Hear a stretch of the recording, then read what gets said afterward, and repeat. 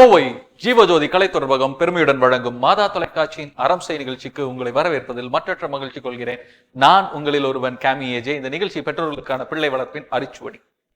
உன் கண்ணில் நீர் வழிந்தால் என் நெஞ்சில் உதிரம் கொட்டுதடி அப்படிங்கிற பாரதியார் வரி யாருக்கு பொருந்ததோ இல்லையோ பெற்றோர்களுக்கு ரொம்ப பொருந்துங்க.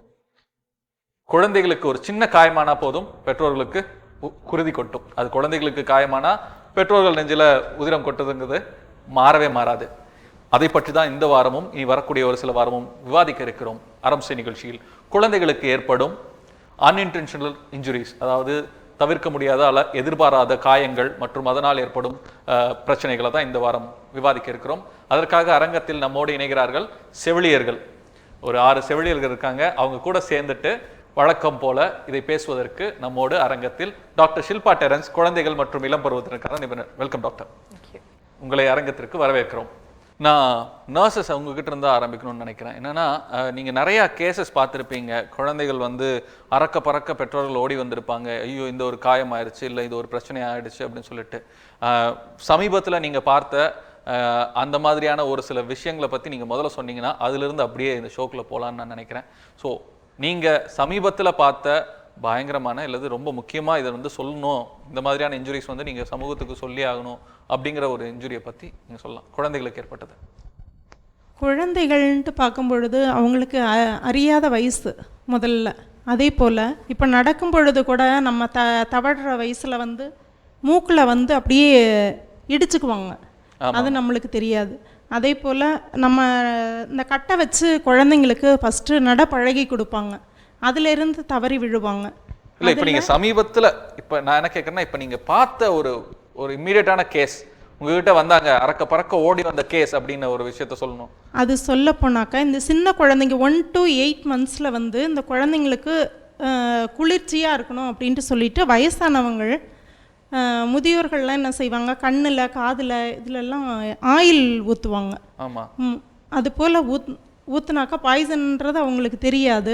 பிளட்ல அதெல்லாம் சமீபத்தில் அப்படி பார்த்துருக்கோம். அதனால குழந்தைங்களோட உயிரை போற அளவுக்கு இருந்திருக்கு. எதனாலங்க?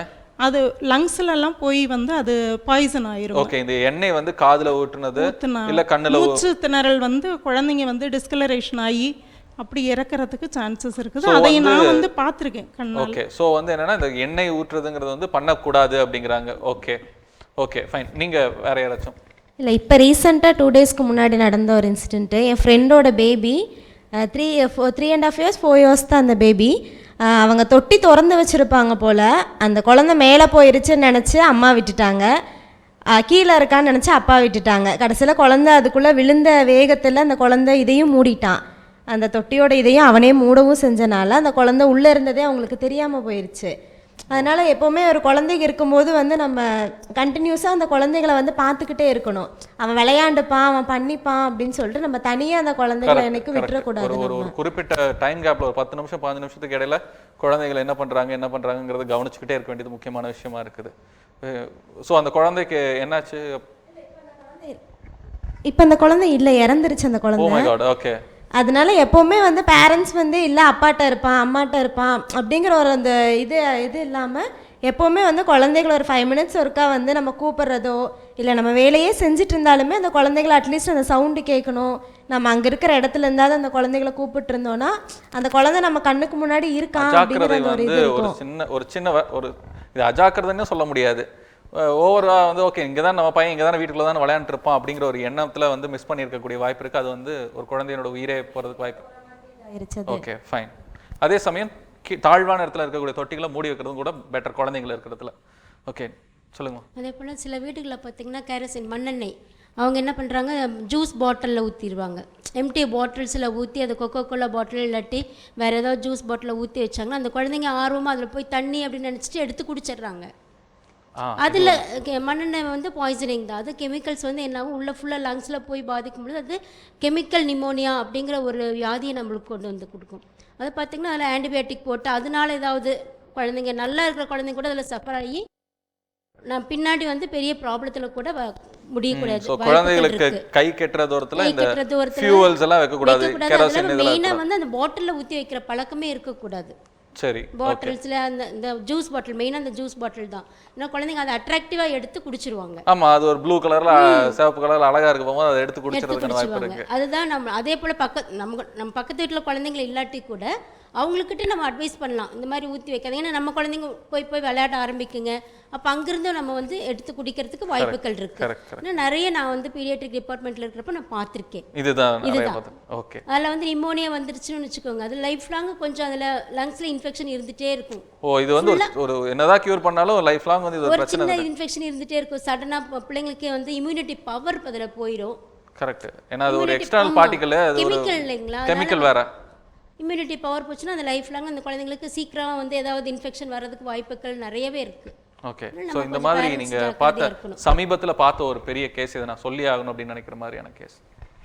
குழந்தைய வந்து தொட்டிலில் போட்டு ஆராத்தி எடுக்கிறாங்க, குளிக்க வச்சுட்டு ஆராத்தி எடுத்துட்டு தீபத்தை அடியில் வச்சுட்டாங்க, அந்த திரியை தொட்டலுக்கு அடியை வச்சு நம்ம அந்த இதையை கொண்டே வெளியே போட்டு வரலான்னு போனோம்மா அங்கே நின்று பேசிகிட்டே இருந்திருக்காங்க. இது என்னாச்சு, அந்த தொட்டிலில் பிடிச்சி எரிஞ்சிருச்சு, ஃபுல்லாக எரிஞ்சிருச்சு. 9 months ஓல்டு பாப்பா, நல்லா எரிஞ்சு ஃபுல் 90% பர்ன்ஸில் வந்தாங்க. அது காப்பாற்ற முடியல அந்த குழந்தை. கஷ்டமான டாபிக் தான் இன்னைக்கு நம்ம பேசிட்டு இருக்கிறது நினைக்கிறேன். என்னன்னா அதனால என்ன விஷயங்கள் வந்து கொஞ்சம் ஹார்டாக தான் இருக்கும். ஆனால் இது முக்கியமா நேயர்களுக்கு தெரிய வேண்டிய விஷயம். இதெல்லாம் நம்ம அந்த அம்மா நினைச்சு பண்ணியிருக்க மாட்டாங்க. ஆனா ஒரு கவன சிதறல், ஒரு நிமிஷத்துக்கு கவன சிதறல் வந்து அந்த இதை ஏற்படுத்தி இருக்குது. அவங்க போனவங்க வந்து அந்த குழந்தைகளுக்கு எட்ட தூரத்துல இல்லாம இருக்கிறதும் பெட்டர். அது அந்த இது வந்து ப்ரொசீஜர் பண்ணுற போது அவங்க அதை கேர்ஃபுல்லாக பண்ணிட்டு கூடவே ஒருத்தர் இருந்தாங்கன்னா இன்னும் கொஞ்சம் பெட்டராக இருக்கும். போனம்மா கொஞ்சம் அங்கே வெளியே நின்று கொஞ்சம் பேசாமல் குழந்தை இருக்குது அப்படின்னு சொல்லி வந்திருந்தாங்கன்னா கூட அந்த இது கொஞ்சம் கம்மியாக இருக்கலாம். லாஸ்ட்டு ஃப்ரைடே எமர்ஜென்சி டிபார்ட்மெண்ட்டில் இருக்கிறப்ப ஒரு குழந்தை 2 years boy is taking tablet from vitamin 2 strips. ஒரு 2 ஸ்ட்ரிப் விட்டமின் 2 ஸ்ட்ரிப்ஸுமே எடுத்துட்டாங்க. ஏன்னா அவங்க மந்த்லிக்கு வாங்கி வச்சுருக்காங்க. மந்த்லிக்கு வாங்கி கலர் கலராக இருக்கவும் vitamin B complex tablet eating. ஐயோ, அவன் சாப்பிட்டான் வித்தவுட் நோயிங். பட் இது ஒரு அவேர்னஸ். வீட்டில் எல்லாருமே இருக்கிறாங்க, தாத்தா பாட்டி அம்மா அப்பா எல்லாருமே இருக்கிறாங்க. ஸோ இது சுட்டி பாயினால போய் எடுத்து சாப்பிட்டாங்க. ஓகே. ஆனால் எனக்கு நீங்கள் சொன்னது எல்லாத்துலேயுமே எனக்கு ஒரு விஷயம் தெரிஞ்சது. குழந்தை கைக்கு எட்டாம வீட்டுக்குள்ள, இது வந்து வீட்டுக்குள்ள நடக்கக்கூடிய இன்ஜுரிஸ் தான் நீங்க மேக்ஸிமம் சொல்லியிருக்கீங்க. தண்ணி தொட்டியில் விழுந்ததாகட்டும், நீங்க சொன்ன அந்த நெருப்பு ஆகட்டும், நீங்க சொன்ன அந்த கெரசின் இதாகட்டும், இல்லை இப்போ நீங்க சொன்ன அந்த மருந்துகளாகட்டும், நீங்க சொன்னதாகட்டும், எல்லாமே வந்து அந்த வீட்டுக்குள்ள நடந்த ஒரு சில இன்சிடென்ட்ஸை தான் நீங்க சொல்லியிருக்கீங்க. அது வந்து எனக்கு முக்கியமா தெரியுதுன்னா குழந்தைகள் கைக்கு எதெல்லாம் எட்டக்கூடாதோ அப்படிங்கிற ஒரு லிஸ்டே இருக்கும் போல் இருக்குது. ஸோ இந்த லிஸ்ட் என்னென்னங்கிறத வந்து நம்ம டாக்டர்கிட்ட இருந்து கேட்கலாம். டாக்டர், வீட்டுக்குள்ள இந்த மாதிரியான இன்ஜுரிஸ் ஆகக்கூடிய விஷயங்கள் எதெல்லாம் வந்து குழந்தைக்கு கை கெட்டாம வைக்கணும்? கண்டிப்பா ஃபர்ஸ்ட்ங்கிறது மருந்து. காமனாக எல்லார் வீட்டில் மருந்து இருக்குது. குழந்தைங்க அவங்களுக்காக கொஞ்சம் சில மருந்து இருக்குது, பெரியவங்க இருப்பாங்க அவங்களுக்குன்னு சில மருந்துகள் இருக்கும். எப்போவுமே மெடிசன்ஸுங்கிறது கேபினெட் ஒரு பாக்ஸில் இருக்கணும். எப்போவுமே அது கொஞ்சம் க்ளோஸ்டு பாக்ஸில் வச்சுக்கிறது பெட்டர் குழந்தைகள். ஆமாம், அதை பெரியவங்க எப்படி இருந்தாலும் குழந்தை தானாகவே மருந்து குடிக்க போகிறது இல்லை. அது எப்போவுமே பார்த்தீங்கன்னா கண்டிப்பாக பெரியவங்க யாராவது எடுத்து மருந்து கொடுக்க போகிறாங்க. ஸோ நீங்கள் அது ஒரு க்ளோஸ்ட் பாக்ஸோ இல்லைன்னா வேறு எட்டாத குழந்தையோட கைக்கு எட்டாத அளவுக்கு நீங்கள் அந்த பாக்ஸை கண்டிப்பாக எடுக்கணும். பார்த்தீங்கன்னா நிறைய மெடிசன்ஸே பார்த்தீங்கன்னா இப்போ அது லாக் ஓப்பன் பண்ண முடியாமல் கொடுக்குறாங்க. யாராவது குழந்தை வந்து சும்மா திறந்தா வராது, நல்லா டைட் பண்ணி ப்ரெஷர் பண்ணி ஓப்பன் பண்ணுற மாதிரி தான் மருந்துங்க கொடுக்குறாங்க. ஸோ அந்த மாதிரி பாட்டில்ஸ் கிடைக்கிற மெடிசன்ஸ் வாங்கிக்கிறது கொஞ்சம் சேஃபர் யூஸ். எப்போவுமே மெடிசன்ஸுங்கிறது ஃபர்ஸ்ட் ப்ராப்ளம் காமனாக நிறைய டைம் நாங்கள் பார்க்குறோம். ரெண்டாவது டோஸும் பார்த்தீங்கன்னா சரியா நம்ம கரெக்டாக கொடுக்கணும். பெரியவங்களும் அறக்க பறக்கையா டென்ஷனாக இருக்கும்போது அதிகமாக அதுக்குள்ள நம்ம போவோம். பெரியவங்க வந்து பண்ணக்கூடிய அஜாக்கிரதை. இந்த ஒன்ங்கிறது மெடிசன்ஸ். ரெண்டாவது இந்த மாதிரி அவங்க சொன்ன அந்த கெரோசின் லிக்விட்ஸ், ஃபெனாயில். ஃபெனாயில் கூட கரெக்ட், பால் மாதிரியே இருக்கவும் இல்லைன்னா ரோஸ் மில்க் மாதிரியே இருக்குது இப்பெல்லாம் வரதெல்லாம் கூட. அதனால ஃபெனாயில் ரொம்ப காமன், கெரோசின். அதுக்கப்புறம் பார்த்தீங்கன்னா கேம்ஃபர், நம்ம கற்பூரம் அது நிறைய பேர் கடிச்சு சாப்பிட்றாங்க குழந்தைங்க. அது என்ன ஆகும் அதனால? கண்டிப்பா உங்களுக்கு அதுல பாய்சனிங். அது உங்களுக்கு ஓகே இமிடியேட்டா உங்களுக்கு ஃபிட்ஸ் வந்துரும். அதனால ஃபிட்ஸே வந்துரும். ஆமா, டைரக்ட்டா உங்களுக்கு ஃபிட்ஸ் வந்துரும். அதுக்கப்புறம் அது பெரிய காம்ப்ளிகேஷன் கேம்ஃபர்னால. ஓகே. அது நம்ம அது ஸ்மாலா ரவுண்டா இருக்கறனால குழந்தைங்க அது சாக்லேட்டோ வேற ஏதாவது நினைச்சு. இல்ல, நான் பாத்துர்க்கேன் கோயில்ல அந்த கற்பூரத்தை டபக்குன்னு கொளுத்தி வாய்க்குள்ள எல்லாம் போட்டுக்கிறதெல்லாம் கூட பாத்துர்க்கேன். பட் அது சின்ன குழந்தைங்க, அதனால கண்டிப்பா அந்த கேம்ஃபர், கெரோசின், ஃபெனாயில், அதுக்கப்புறம் மருந்துங்க, இது எல்லாமே கண்டிப்பா வீட்டுக்குள்ள நீங்க வச்சீங்கன்னா ஹைல இருக்கணும், ரொம்ப கீழே வைக்காதீங்க. இந்த கிராக்கர்ஸ், பட்டாசுகள் இல்லைன்னா பட்டாசுகளும் நார்மலா அது கண்டிப்பா யாராவது இருப்பாங்க சுத்தி. முக்கியமா தீ பக்கத்துல இருக்கக்கூடாது. ரொம்ப சின்ன குழந்தைங்க கண்டிப்பா கை வைக்க மாட்டாங்க அந்த மாதிரி விஷயத்துல. பட் கண்டிப்பா கிராக்கர்ஸும் சேஃபா, ரொம்ப சேஃப். பர்ன்ஸ் ரொம்ப அதிகம் கிராக்கர்ஸ்னால. கொஞ்சம் பெரிய ஒரு 6-8 வயசு, அந்த 10 வயசு தானாவே அவங்க பண்ணுவாங்க. அந்த ஏஜ் தான் ரொம்ப ரிஸ்கியான ஏஜ் கிராக்கர்ஸ்க்கு. இந்த எலக்ட்ரிக்கல் இன்ஜுரிஸ், அதாவது இந்த sockets, electrical sockets, plug point எல்லாம் வந்து இருக்குது இல்லைங்களா, அது எந்த மாதிரியான? பார்த்தீங்கன்னா அதுவும் பார்த்தீங்கன்னா ரொம்ப இந்த சின்ன குழந்தைங்க, தவழ்ற குழந்தைங்கலாம் அதுக்குள்ள கையில் நார்மலாக போடாதுங்க. கொஞ்சம் பெரிய குழந்தைங்க தான் சாக்கெட்டுக்குள்ளே கை போடுறதும். இப்போ பார்த்தீங்கன்னா நிறைய சாக்கெட்ஸும் பார்த்தீங்கன்னா ரொம்ப சேஃபான சாக்கெட்ஸ் தான் வந்திருக்குது. மொபைல் சார்ஜிங் பின் பாயிண்ட், அந்த பாயிண்ட்ஸ் ஓப்பனா வச்சிருக்கிறது. அதுக்கப்புறம் அந்த மல்டிபிள் சார்ஜர் வைக்கிறாங்க, மல்டி பாயிண்ட், அந்த கொஞ்சம் ஓப்பனா இருக்கிறது. அந்த மாதிரில இருந்து இப்போ நிறைய பேருக்கு இஷ்யூஸ் வர மாதிரி தெரியுது. இதெல்லாம் குழந்தை கைக்கு எட்டாம தயவு செஞ்சு மேலே வைக்கிறதுங்கிறது வந்து ரொம்ப ரொம்ப முக்கியம். மேலே வைக்கிறதும் எப்பவுமே என்ன பண்ணணும்னா, மேலே வைக்கிறதும் சேஃபா வைக்கணும். ஒரு கண்ணுக்கு தெரிஞ்சதுன்னா குழந்தை ஸ்டூல் வச்சு சேர் வச்சு மேலே ஏறி அதை எடுக்க பார்க்க பின்னாடி உடன் தலை கிடைக்கும். அதுவும் ப்ராப்ளம் தான். நீங்க எங்க வைக்கிறீங்களோ அதையும் நீங்க பார்த்து தான் வைக்கணும். கண்ணுக்கு வைக்கிற மாதிரி வச்சீங்கன்னா ஓரளவுக்கு. சோ இதெல்லாம் குழந்தைகளோட கை கெட்டுறது மட்டும் கிடையாது, கண்ணுக்கே எட்டாம வைக்கணும் இருக்கணும். ஏன்னா நிறைய பேர் அந்த மாதிரி ஏறி they will fall back. Okay. அதுக்கப்புறம் ஹெட் இன்ஜரி வருது, ஸ்லிப் ஆறாங்க. அவங்களுக்கு தெரியாது இல்லையா என்ன ஸ்டெடியோ இல்லை, என்ன ஸ்டூல் கிடைக்குது, அவங்க பாட்டுக்கு இழுத்துட்டு அவங்க பாட்டுக்கு அதுக்கு மேலே ஏறுறாங்க. ஸோ நீங்கள் எங்கே வைக்கிறீங்களோ அதுவும். ரெண்டாவது ஓரளவுக்கு ஒரு 2-2.5 வயசு குழந்தைங்களுக்கெல்லாம் நல்லா புரிஞ்சுக்கிறாங்க. நீங்கள் எக்ஸ்பிளைன் பண்ணலாம், அவங்க கிட்ட நீங்கள் சொல்லலாம், கண்டிப்பாக எஜுகேட் பண்ணலாம். அவங்க கிட்ட சொன்னாலே they understand. Fine doctor, age doctor mention பண்ணதுனால உங்ககிட்ட கேட்குறேன். இந்த மாதிரியான காயங்கள், குழந்தைகளுக்கு ஏற்படக்கூடிய காயங்கள் எந்த ஏஜ் குரூப்பில் நீங்கள் மேக்ஸிமமாக பார்க்கறது காமனாக இருக்குங்க? இந்த ஏஜ் டு இந்த ஏஜ் வந்து ரொம்ப காமனா நம்ம பார்க்கலாம் அப்படிங்கிறது. எல்லாருமே டக்குன்னு எடுத்துறீங்க மைக். சொல்லுங்க. 2 வயசுக்கு மேலே, 2 வயசு இந்த நடக்க ஆரம்பிக்கிறாங்கல்ல, அந்த இதிலிருந்தே தன்னால் நடக்க ஆரம்பிக்கிறாங்க. ஒரு 1.5 years to 5 yearsக்குள்ள மேக்ஸிமம், 1.5 to 5 வயசுக்குள்ள மேக்ஸிமம் இது நடக்குது. பீடியாட்ரிக்கில் ஒர்க் பண்ணிட்டு இருக்கும் பொழுது 4 years பையன், நல்லா பேசிட்டு, நல்லா விளையாண்டு, நல்லா அறிவாக நல்லா பேசிகிட்டு இருக்கிற பையன் ஒரு ஸ்டூல் மேலே ஏறி ரிமோட் இதை எடுக்க போனவன் அப்படியே டிவி மேலே விழுந்துருச்சு. விழுந்தோடனே அவனுக்கு வந்து அவன் கொண்டு வந்துட்டாங்க, ஹாஸ்பிட்டல் கொண்டு வந்துட்டு சர்ஜரிலாம் பண்ணக்கூடிய நிலைமை வந்துச்சு. ஆனால் அவன் போகும் பொழுது அதாவது பேச முடியாத நிலைமையில் நல்லா பேசிகிட்டு இருந்த குழந்தை பேச்சுத்திறனை இழந்துருச்சு. ப்ளஸ் வந்து அவனோட மெமரி பவர் வந்து கம்மியாகிடுச்சு. ஓகே. 4 years பையன். ஸோ வந்து இந்த அவங்க பேரண்ட்ஸ் ரொம்ப ஃபீல் பண்ணாங்க. ஏன்னா ரொம்ப அறிவாக பேசுவான், எல்லாமே பண்ணுவான். ஏதோ ஒரு இதில் வந்து டிவி ரிமோட்டு ஏதோ எடுக்க இதில் வந்து ஸ்டூல் மேலே ஏறி அது எடுக்கும் பொழுது டிவி அப்படியே விழுந்துருச்சு. அப்போ அதெல்லாம் நம்ம பார்க்கும்போது அந்த குழந்தைக்கு அது தெரியும். இப்போ நம்ம பேரண்ட்ஸ் சொல்லணும், வேண்டாம் அது எடுக்க வேண்டாம், இப்போ 8 நீ ஸ்டூல் போட்டு எடுக்கக்கூடாது, நாங்கள் வந்து எடுத்து தரோம், எங்ககிட்ட கேளுங்க அப்படின்னு சொன்னால் கண்டிப்பாக அந்த குழந்தைக்கு கேட்கும். கரெக்ட். அவர் கொஞ்சம் அசால்ட்டாக நீ விட்டுட்டோம் அப்படிங்கிறதுக்காக அந்த பையன், நல்லா இருந்த பையன் பேச்சு திறனை இழந்து மெமரி பவர் இருக்கும்போது எவ்வளோ கஷ்டமாக இருக்கும். பேக் டு சைல்டுஹுட், அதாவது நியூ பார்ன், அவங்க எதுவுமே சொல்ல முடியாத சுச்சுவேஷனுக்கு 4 வயசு பையன் பேக் டு நியூ பார்னுங்கிறப்ப ரொம்ப வேதனையோட இருக்கிற விஷயங்கள் இது. ஸோ இது வந்து குறிப்பாக வந்து இந்த 5 வயசுக்குள்ளதான் இது வந்து நிறைய நடக்கிறதுக்கான வாய்ப்பு இருக்கு. சொல்லுங்க. 3 வயசு குழந்தைங்க 2 வீலரில் அவங்க அப்பா கடைக்கு போயிட்டு வண்டியை வந்து ஆஃப் பண்ணி தான் வச்சிருக்கிறாரு. ஆனால் அந்த குழந்தை முன்னாடி நிற்க வச்சவர் குழந்தைய தூக்கிட்டு போகாமல் அப்படியே விட்டுட்டாரு. அந்த குழந்தை என்ன பண்ணிருச்சு, ஆன் பண்ணி சும்மா அந்த பட்டனை அமுத்தினதுமே ஸ்டார்ட் ஆகி வண்டி அப்படியே கீழே சரிஞ்சு இழுத்துட்டே போயிடுச்சு ரொம்ப தூரம். பார்த்தீங்கன்னா இந்த சைடு ஃபுல்லாகவே இன்ஜுரி ஆகிட்டு அது ரொம்ப கஷ்டப்பட்டுச்சு. அந்த மாதிரி டைம்லலாம் நம்ம வந்துட்டு பேரண்ட்ஸை தான் சொல்லணும். இல்லை, எனக்கு நீங்கள் சொன்னதில் வந்து எனக்கு ஒரு விஷயம் புரியுது. என்னென்னா இந்த 5 வயசுக்கு அப்புறம் தான் நம்ம இந்த பேசியிருக்கோம், நாங்கள் குழந்தைங்களோட வளர்ச்சி பற்றி பேசுவோம். 5 வயசுக்கு மேலே வந்து அந்த குழந்தைக்கு வந்து ஆப்வியஸாக வந்து இதனால அடிபடும் இதனால அடிபடாதுன்னு தெரியும். அதுக்கு முன்னாடி இருக்க குழந்தைங்களுக்கு தெரிய வாய்ப்பு இல்லைன்னு எனக்கு தோணுது. ஸோ நீங்கள் சொல்லுங்கள். அதே மாதிரி இந்த பேரண்ட்ஸ் சமைக்கும் போதெல்லாம் பார்த்தீங்கன்னா குழந்தைகளை கூடயே வச்சுட்டு நிற்பாங்க. அப்படி நிற்கும் போது என்ன ஆகுனா, ஏன்னா நம்மளே வந்து எதிர்ச்சியாக ஏதாவது சமைக்கும் போது எண்ணெயோ கடுகோ ஏதாவது பொரியும் போது நம்ம கையில் படும். இப்போ அதே சின்ன சின்ன குழந்தைங்க இப்போ தவழ்றது இப்போ தான் எந்திரிச்சு நிற்கிற குழந்தைங்கும் போது கை கெட்டுற மாதிரி நம்ம ஏதாவது சூடாக பொருள் ஏதாவது மேலே வச்சோன்னா ஒன்றா இழுத்து மேலே போட்டுக்கோங்க. அப்படி இல்லையா நம்ம கீழே அதுக்கு நடக்கிற இடத்துல தவழ்கிற இடத்துல அந்த சூடாக ஒரு பேரண்ட்ஸ் அந்த இடத்துல வைக்கும்போது அந்த குழந்தைகளுக்கு அது கைப்பட்டு அது அந்த குழந்தைகளுக்கு பேர்ன்ஸ் ஆகிற வரைக்கும் கூட போயிருக்கு. கரெக்ட், உண்மைதான். ஸோ டாக்டர், விச் ஏஜ், எந்த வயசு வந்து காமனாக இருக்குது குழந்தைகளுக்கு இந்த இவங்க சொன்ன எல்லா இன்ஜுரிஸுமே, வாட் எவர் த இன்ஜுரிஸ், அது வந்து காயமாக இருக்கலாம், இல்லை அவங்க சொன்ன மாதிரி ரோடு ஆக்சிடென்ட்ஸ், அதாவது குழந்தை தானாக வண்டியை ஸ்டார்ட் பண்ணிட்டு போன ரோடு ஆக்சிடென்ட்ஸாக இருக்கலாம், எந்த வயசில் வந்து ரொம்ப காமன்? ஸோ பெற்றோர்கள் வந்து இதை சொல்ல போகும்போது இந்த வயசுலேருந்து இந்த வயசுக்குள்ளே நம்ம குழந்தைங்க இப்படி கவனமாக பார்த்துக்கிட்டே இருக்கணும், ஒரு 10 நிமிஷத்துக்கு ஒரு தடவை ஏன்னா குழந்தைய கவனிச்சுக்கிட்டே இருக்கணுங்கிற எண்ணம் பார்க்குறவங்களுக்கு வரும். ஸோ எந்த வயசுலேருந்து எந்த வயசை எப்படி வந்து இந்த இன்ஜுரிஸ் அப்ரோச் பண்ணலாம்?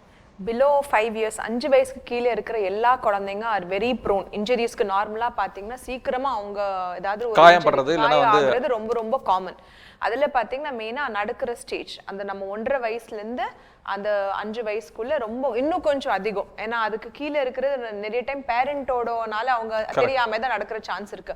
1-2 வயசுங்கிறது குழந்தை தானாவே நடந்து தெரியாம ஏதாவது ஒன்று எடுக்கிறதோ குடிக்கிறதோ அந்த மாதிரி வர சான்ஸ் இருக்கு. அந்த ஏஜ்ங்கிறது ரொம்ப ரொம்ப காமனான ஒரு ஸ்டேஜ். அதனால அந்த 2 வயசு அந்த குழந்தைங்க நார்மலாக டாக்டர் ஸ்பெஷலி பீடியாட்ரிஷியன்ஸ் கிட்ட வரும்போது அந்த 9 மாசம் வரும்போதே நாங்கள் சொல்ல ஆரம்பிச்சிடுவோம், கொஞ்சம் கேர்ஃபுல்லாக இருங்க, தவள ஆரம்பிச்சிடும், இதெல்லாம் நீங்க பண்ணுங்க அப்படிங்கிற மாதிரி நாங்கள் ஆஸ் அ டாக்டர்ஸ் நாங்கள் பேஷண்ட்ஸ்க்கு ஊசிக்கு வரோம் 9 மாதம் தட்டமை ஊசிக்கு வரும்போது எல்லாருக்கிட்டே நாங்கள் சொல்ல ஆரம்பிச்சிடுவோம், கொஞ்சம் இது பத்திரமா இருங்க. அதுக்கப்புறம் காமனாக பார்த்தீங்கன்னா இந்த ஸ்டேஜில் குழந்தைங்க எக்ஸ்ப்ளோரேட்டிவ் ஸ்டேஜ் நாங்கள் ஆல்ரெடி பேசியிருக்கோம், இதை பற்றி ஃபர்ஸ்டே சொல்லியிருக்கோம். இந்த ஃபர்ஸ்ட் 2 வயசுலேருந்து 5 வயசு குழந்தைங்க எல்லாமே பார்க்கணும், டச் பண்ணணும், ஃபீல் பண்ணணும், அவங்களுக்கு பார்க்கணும் என்னது அப்படின்னு அவங்களுக்கு ஒரு ஆர்வம் இருக்கும். அந்த ஆர்வத்தில் தான் இந்த பிரச்சனைங்க வருது. they want to try. ஏன்னா அவங்க சொல்ற மாதிரி 2 வீலர் ட்ரை பண்ணியிருக்காங்க, அவங்க அப்பா ஓட்டுற மாதிரி நான் ட்ரை பண்றேனே, இது பண்ணா இந்த சவுண்ட் வந்தா இது வந்துச்சு, சரி நான் ட்ரை பண்ணி பார்க்குறேன் அப்படிங்கிற ஒரு ஆர்வம் தான், வேற எதுவும் இல்லை. பட் அந்த கீங்கிறது அவர் ஏதோ இதெல்லாம் விட்டுட்டு போயிருக்காரு. ஸோ அந்த ஒரு ஆர்வத்தில் எக்ஸ்ப்ளோரேஷன்ல தான் ப்ராப்ளம் வருது. குழந்தைக்கு அதுக்கு என்ன நடக்கும்னு தெரியாது. சரி அவங்க பெரியவங்க பண்றாங்க நானும் பண்றேன், இப்படி பண்ண அப்படி ஆகும், சரி நானும் பண்ணி பார்க்குறேன். விபத்துகள் வந்து எதிர்பாராமல் நடக்கக்கூடியதான், ஆனால் அதுக்கான வாய்ப்புகளை நாம உருவாக்கி கொடுத்துடக்கூடாதுங்கிறது தான் முக்கியம். அதுதான் முக்கியம். முக்கியமா என்னன்னா ஒரு குழந்தை உங்ககிட்ட இருக்குதுன்னா எப்பவுமே நீங்க சுத்தி 360 டிகிரி ஃபர்ஸ்ட் பார்க்கணும். அந்த ஃபுல்லா உங்களுக்கு உங்களோட ஹைட் இல்லாம கீழே இருக்கிற ஹைட்ல என்னெல்லாம் இருக்கு, என்னெல்லாம் வச்சிருக்கீங்க. இப்போ சாவி இல்லைன்னா நைஃப், கத்தி, இல்லைன்னா நிறைய டைம் பார்த்தீங்கன்னா சுடு தண்ணி எடுத்து சூட் பண்ணி கீழே எடுத்து வச்சிடுறாங்க. புட்டுநாளி நான் பார்த்துருக்கேன், புட்டுநாளி முன்னாடி எல்லாம் இப்போ குக்கர்ல வைக்கிறாங்க, முன்னாடி கீழே தண்ணி மேல ஒரு புட்டுநாளி மாதிரி வைப்பாங்க, அதை சூட் பண்ணி அந்த தண்ணியோடது லாஸ்டா கீழே வச்சு அது விழுந்து குழந்தைக்கு பர்ன்ஸ் வந்திருக்குது. ஸோ சூடான விஷயங்கள் உண்மையா சொல்ல போனா ஒரு 5 வயசு கீழே ஒரு குழந்தை இருக்கு அப்படின்னா அந்த குழந்தையோட ஹைட்டுக்கு எதுவுமே இல்லாம பாத்துக்கிறது நல்லது. அந்த ஹைட் ஸ்பெஷலி அந்த ஹைட் நம்ம என்ன பண்ண நிறைய டைம் நம்மளோட ஹைட்டை தான் நாங்க பாக்குறோம், குழந்தையோட ஹைட்டை நம்ம பாக்குறது இல்லை. ஸோ குழந்தையோட ஹைட்டுக்கு அதுக்கு கீழே இருக்கிறது எதுவுமே நம்ம வைக்கக்கூடாது. நம்மளோட கை, நம்மளோட ஹைட் பார்த்தீங்கன்னா இந்த கை இப்படி இருக்குது, கைக்கு கீழே இருக்குது எதுவுமே நீங்க வைக்கக்கூடாது. அப்போதான் கரெக்டா இருக்கும் அந்த குழந்தையோட ஹைட்டுக்கு. ஷார்ப் எட்ஜஸ், கூர்மையானவற்றை இல்லைன்னா வந்து இந்த மாதிரி ஆபத்து தரக்கூடிய விஷயங்கள் நம்ம முன்னாடி சொன்ன அந்த லிஸ்ட் போட்ட அத்தனை விஷயங்களையும் கத்திரி, கத்தி, இந்த மாதிரி ஐட்டம் நிறைய டைம் அங்கே வச்சிருப்பாங்க. அதுக்கப்புறம் ரொம்ப காமனான ஒரு விஷயங்கிறது குழந்தைங்க பார்த்தீங்கன்னா முழுங்குறது, அது காயின்ஸ் பாத்தீங்க நிறைய டைம் நாங்க நிறைய டைம் சில்லறை தானே, இது 5 வயசுக்குள்ள நடக்கிறது. கண்டிப்பா 5 வயசுக்குள்ள சில்லறை தானே அப்படின்னு சொல்லிட்டு ஏதாவது ஒன்று வாங்கி அப்படியே அங்கே வச்சிருப்போம், அது முழுங்கிடுவாங்க, அது இங்கே வந்து மாட்டிக்கும். கேட்டு பார்க்கலாம் இவங்க கிட்ட. ஸோ அந்த காயின் முழுங்கிறது வந்து மோஸ்ட்லி எல்லா குழந்தைங்களும் பண்ணியிருப்பாங்க இல்லைங்களா? ஆல்மோஸ்ட் நம்ம வயசுல இருக்கும் போது நான் முழுங்கினேன்னா தெரியல, ஆனால் என் தங்கச்சிங்களாம் முழுங்கி இருக்கிறது நான் பார்த்துருக்கேன். அந்த காயின்ஸ் முழுங்கிடுறது அப்படிங்கிறது வந்து ரொம்ப காமனான விஷயம். அந்த மாதிரியான கேஸ் உங்ககிட்ட வந்திருக்கா? வந்தால் உடனே என்ன பண்ணுவீங்க நீங்கள்? ஃபர்ஸ்ட் ஆஃப் ஆல் வந்து பேரண்ட்ஸ் வந்து பயப்படக்கூடாது. நம்ம பயந்தாலும் குழந்தையும் ரொம்ப பயந்துருவாங்க. காயின் முழுங்கிட்டா பேரண்ட்ஸ் வந்து பயப்படாமல் இருக்கணும். ஆமாம், பயப்படக்கூடாது. நம்ம எக்ஸ்பெஷலி வந்து கேர்ள்ஸ் ரொம்ப ஃபியர் அண்ட் ஆன்சைட்டியில் ஆயிடுவாங்க. ஸோ அம்மா ஏதாவதுன்னு சொல்லிட்டு பாப்பாவும் ரொம்ப கத்த ஆரம்பிச்சிருவாங்க. அந்த கத்துறப்போ வந்து பாப்பாவுடைய அந்த ஃபாரின் மெட்டீரியல்ஸ் வந்து ஒரு பிளேஸ் டு அனதர் பிளேஸ், அதாவது அந்த காயின் வந்து குழந்தையினுடைய அழுக போகும்போது வந்து தொண்டையில் இருக்குன்னா அது இன்னும் கொஞ்சம் உள்ளே போகிறது கூட வாய்ப்பு இருக்கு. Harm to injury. ஓகே, இன்னும் கூட அந்த அழுத்தம் கொடுத்து நம்ம இன்ஜுரி ஏற்படும். Okay, fine, okay. ஸோ இப்போ இந்த மாதிரி முழுங்கின காயினை எப்படி அதாவது என்ன பண்ணலாம், எடுக்கலாம் அப்படிங்கிறதுலாம் கொஞ்சம் பொசிஷன் இருக்கு. அது பாப்பாவை அப்படி தலையெல்லாம் இல்லை, அது வந்து வீட்டில் பண்ணலாமா பண்ணக்கூடாதா? பண்ணக்கூடாது, வீட்டில் பண்ணக்கூடாது. Better go to hospital. Okay, எல்லாருக்குமே அந்த பொசிஷனிங் சரி வராது, எப்பவுமே அது உங்களுக்கு வந்து பொசிஷனிங் சரி வராது தான் பண்ணணும். அதனால உங்களுக்கு பதட்டப்படாம காமாயி குழந்தை ரொம்ப அழக வைக்காம நார்மலா ஃபர்ஸ்ட் அண்ட் ஃபார்மோஸ்ட் பதட்டப்படக்கூடாது. ரெண்டாவது குழந்தை ரொம்ப அழுகாம, அவங்க சொல்றது கரெக்ட் தான், அழுக உங்களுக்கு எங்காவது போய் மாட்டிக்கிட்டா ஷார்ப் எட்ஜஸ் இருந்தாலும் போக்காக ஆரம்பிச்சிடும். ஸோ அது பண்ணாம முதல்ல எமர்ஜென்சி எங்க பக்கத்துல எந்த ஹாஸ்பிட்டல் இருக்குதோ நல்ல எமர்ஜென்சி இருக்கிற சுச்சுவேஷனுக்கு போங்க. அதுக்கிட்ட ரொம்ப தூரமான ஹாஸ்பிட்டல் வரைக்கும் தான் போகணும்னு தேவையில்லை. எமர்ஜென்சி சுச்சுவேஷன்ஸ்ல அதையும் நீங்க பார்க்கணும், எங்கே கூட்டிட்டு போறீங்கிறது பார்க்கணும், எவ்வளவு டிஸ்டன்ஸ் ஹாஸ்பிட்டல் கூட்டிட்டு போறீங்க அதுவும் ரொம்ப முக்கியம். Okay, relieving the child. So இப்போ வந்து என்னன்னா, ஒரு குழந்தை வந்து எதனா காயின் முழுங்கிருச்சு அப்படின்னா நம்ம எதுவும் பண்ணிடக்கூடாது. தண்ணி கொடுக்கறது இல்ல இந்த கை போட்டு எடுக்கிறது, அது மெயின். இந்த வாமிட் எடுக்க வைப்பாங்க, கை போட்டு வாமிட் பண்ணுறது, அந்த காயினை எடுக்கலான்னு சொல்லி உள்ள ரொம்ப போட்டு இழுப்பாங்க, அதெல்லாம் வந்து இன்ஜுரி ஆகிடும். மேக்ஸிமம் பனானா கொடுப்பாங்க. ஊர்நாட் சைடில் பார்த்தீங்கன்னா வாழைப்பழம் கொடுப்பாங்க. So should not practice like that. அதெல்லாம் கொடுத்துடாம இருக்கிறது நல்லது. Immediately go to the hospital. Okay, எதுனா ஒரு இந்த மாதிரி இது முழுங்கிட்டா இந்த வெள்ளை சாதம் கொடுக்கறது, வாழைப்பழம் கொடுக்கறது, கையை வச்சு வாமிட் எடுக்க வைக்கிறது, இல்லைன்னா அதை வச்சு எடுக்க நினைக்கிறது, இது எதுவும் பண்ணாம உடனடியா மருத்துவமனைக்கு போறதுங்கிறது தான் சரியான முயற்சி இல்லைங்களா? Okay fine. இல்லைன்னா அது வந்து மேலும் அந்த இதை வந்து ஆபத்தாக்குறதுக்கான விஷயங்கள் இருக்குது. சொல்லப்போனால் இந்த காயங்கள்லாம் வந்து நமக்குள்ளேயே ஒரு சின்ன ஒரு காயத்தை தான் ஏற்படுத்துது இல்லைங்களா? இந்த மாதிரியான விஷயங்கள் நடக்குமா அப்படின்னு ஆச்சரியமாகவும் இருக்குது. இன்னொரு விதத்தில் இப்படி நடந்தால் என்ன பண்ணுறதுங்கிற பயம் இருக்குது. பயப்பட வேண்டாங்க. இன்னும் அடுத்த வாரம் விவாதத்தில் நீங்கள் கேட்க போகும்போது இதுக்கான விடைகள் உங்களுக்கு கிடைச்சிரும். உண்மையாக சொல்லணும்னா எந்த பெற்றோரும் பயப்பட வேண்டாம், உங்களுக்காகத்தான் அறம் செய் இருக்குது. இது மாதா தொலைக்காட்சியின் அறம் செய். அடுத்த வாரம் சந்திக்கும் வரை உங்களிடமிருந்து விடைபெறுவது நான் உங்களில் ஒருவன், கேமி ஏஜே.